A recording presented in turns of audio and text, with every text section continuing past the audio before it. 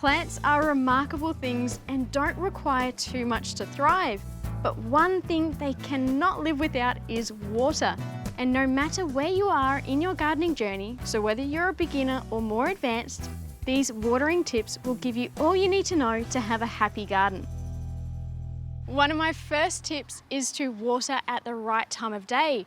And in hot weather, it can be hard to know when to do that. So it's best to do it in the early morning or late afternoon. And the reason you don't want to water in the heart or the middle of the day is because the soil or the temperatures might be too hot, or there might be strong winds. So the water doesn't penetrate and it just evaporates.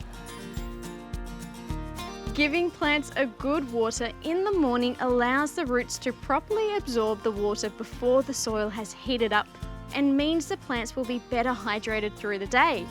Whereas evening watering allows the plant to absorb the water and recover after a hot day. Another tip is to avoid overhead watering, as this can often lead to bud damage, flowers becoming spent quicker, or even foliage damage in high heat. So the best thing to do is to apply water at ground level, where it will be best absorbed into the roots and become more effective.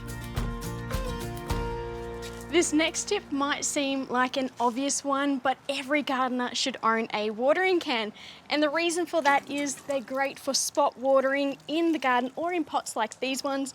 And if you've got fussy plants that tend to need a bit more of a drink than other plants around them, you can do that really precise watering. And you can even chuck a bit of fertilizer into the can and give your plants a really nice boost. But if you're constantly filling up this watering can, maybe it's time to upgrade your system. Having a reliable hose that won't kink or twist and one that can retract is a lifesaver in any garden, no matter how big or small.